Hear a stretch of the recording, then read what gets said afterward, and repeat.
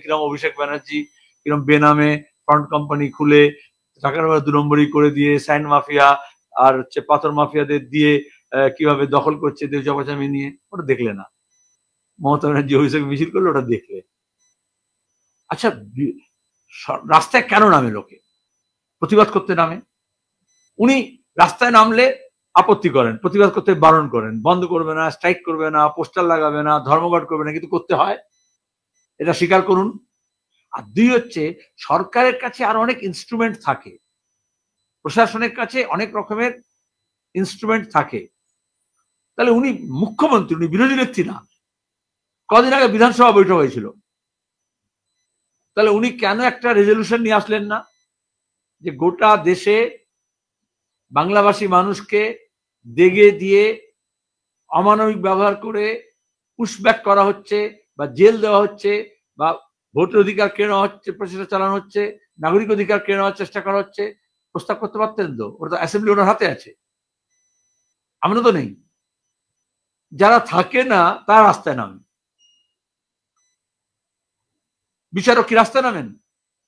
কারণ তিনি তো বিচারক আসনে বসে আছেন, সেখান থেকে তিনি তো অবজারভেশন দিতে পারছেন, রায় দিতে পারছেন। ভয়েসলেস, পাওয়ারলেস, তাকে তার আওয়াজ শোনার জন্য রাস্তায় নামতে হয়। উনি তো জোর গলা প্রতিদিন নবান্ন থেকে শোনাচ্ছেন সবাইকে। এই রাস্তায় না নেমে যদি নবান্নতে প্রেস কনফারেন্স তুমি ইকুয়ালি ইম্পর্টেন্স দিয়ে খবর ছাপতে পরের দিন বা দেখাতে, তাহলে এটা তামাশা। আমরা সিএনআরসির সময় দেখেছিলাম উনি একদিন নেমেছিলেন না, ক্যা চিচি করেছিলেন না? আর অন্য যখন রাস্তায় নেমে তাকে জেল দিয়েছেন, কেস দিয়েছেন, এখনো মিথ্যা মামলা চলছে, অনেকগুলো অ্যারেস্ট করেছেন। উনি যখন করোনার সময় রাস্তায় নেমে গোল গোল দাগ করছিলেন, তার অধিকার ছিল, দাগ করছিলেন।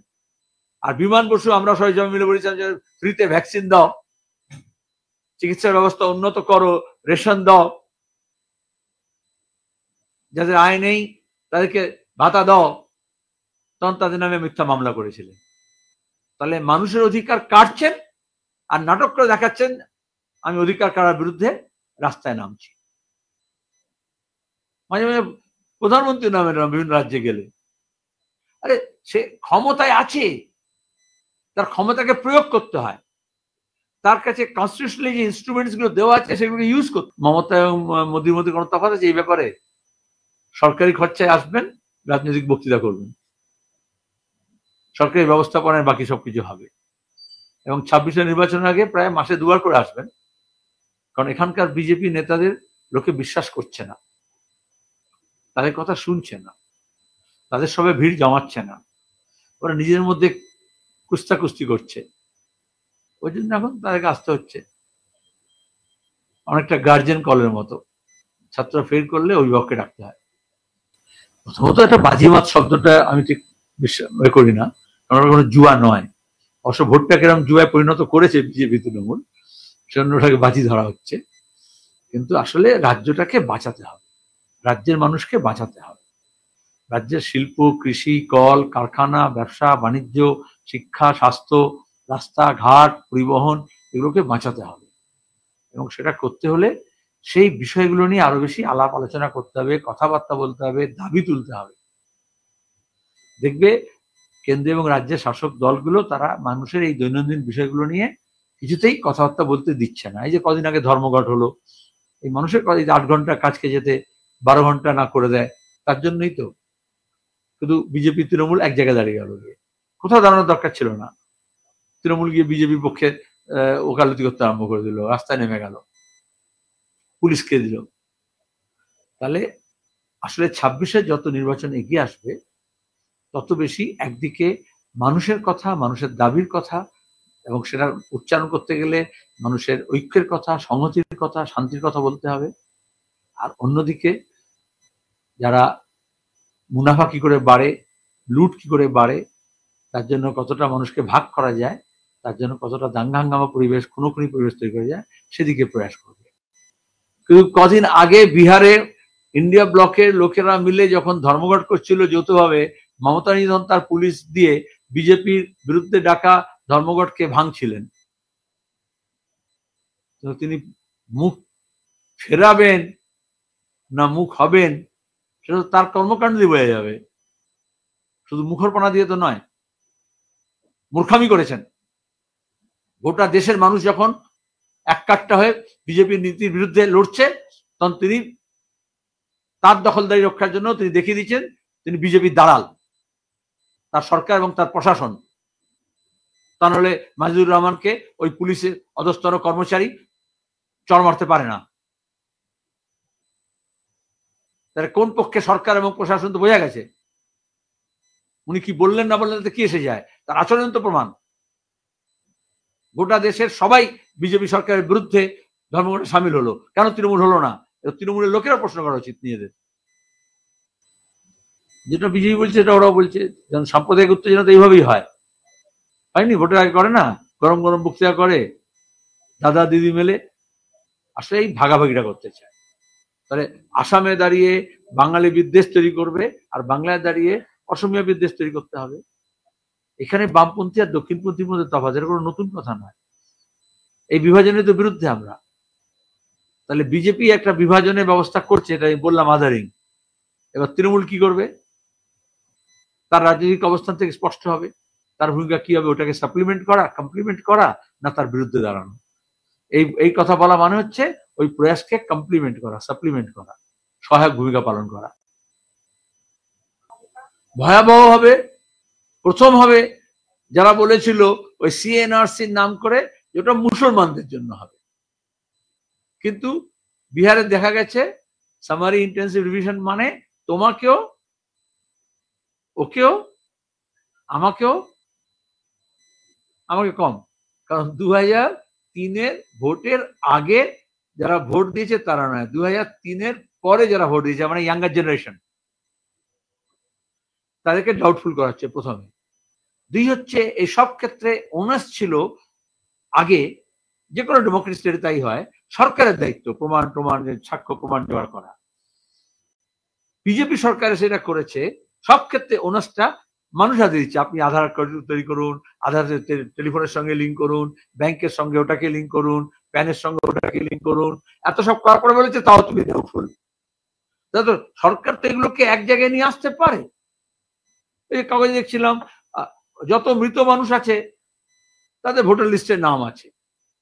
তো ইলেকশন কমিশনের কাজ তো ছিল মৃত মানুষের ভোটার তালিকা থেকে শুরু তো হচ্ছে এখান থেকে নাম বাদ দেওয়া।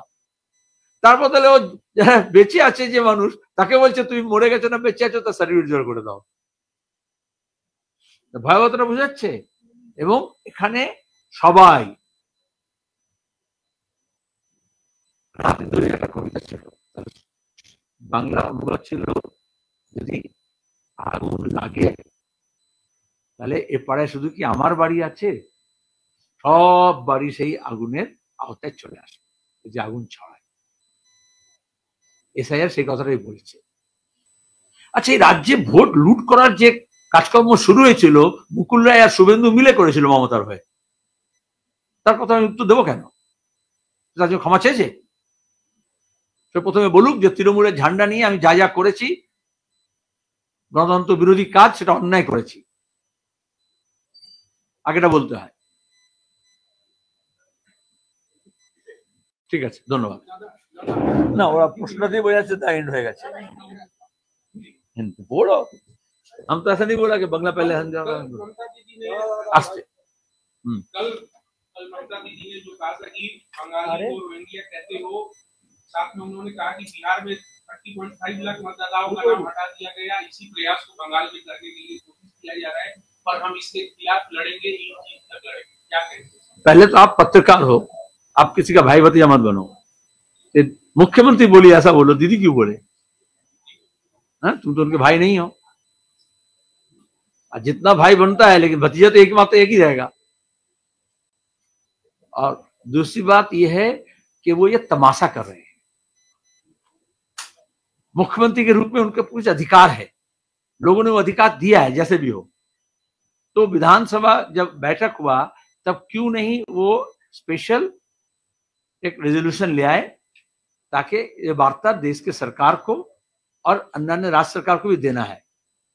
जुलूस कौन करते हैं? जिसके पास कोई अधिकार नहीं है वो सड़क पे आते हैं, आवाज उठाते हैं, बुलंद करते हैं। उनके पास तो विधानसभा है। वो तो ये बात नवान्न में बैठ कर भी बोल सकती थी।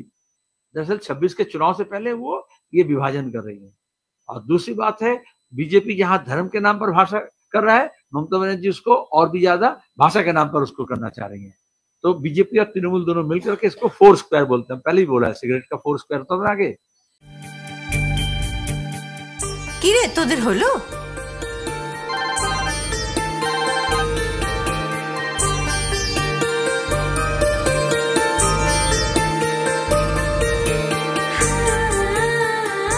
পিপি বর এসেছে। পড়ে যাবি তো। আমার বিয়ে আমার বেনারসি, একটা নতুন গল্প তারও, মন ছুঁয়েছে মনের মানুষ, স্বপ্ন যে আজ রঙিন আরো।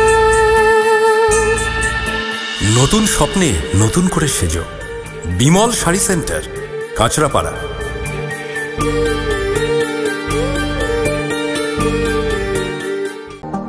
জুয়েলার্স মানে B Das and sons jewellers. নতুন রূপে নতুন সাজে কাঁচরাপাড়ায় এক্সক্লুসিভ অলংকার ডিজাইন ও ভরপুর কালেকশনের সম্ভার নিয়ে B Das and sons jewellers. নতুন রূপে নতুন সাজে। নতুন রূপে নতুন সাজে এবং আরো বড় পরিসরে চলে এলো দি বেঙ্গল ধাবা। হ্যাঁ, ঠিক শুনেছেন, কাঁপা কল্যাণী এক্সপ্রেস ওয়ের ধারে অত্যন্ত সুনামের সঙ্গে চলছে দি বেঙ্গল ধাবা। এখানে রয়েছে 7000 square feet banquet, conference hall, family lounge, bar, rooftop lounge. এছাড়াও এখানে রয়েছে ইন্ডিয়ান, চাইনিজ, কন্টিনেন্টাল সহ মাল্টি কুইজিন রেস্টুরেন্ট। তাদের নতুন সংযোজন চাম্পারান মাটন, সাথে সন্ধ্যায় খোলা আকাশের নিচে চা অথবা উপভোগ করুন দারুণ দারুণ ইভিনিং স্ন্যাক্স। তাই আর দেরি না করে দেশ বিদেশের নামি দামি সুস্বাদু খাবার খেতে আজই চলে আসুন দ্য বেঙ্গল ধাবায়।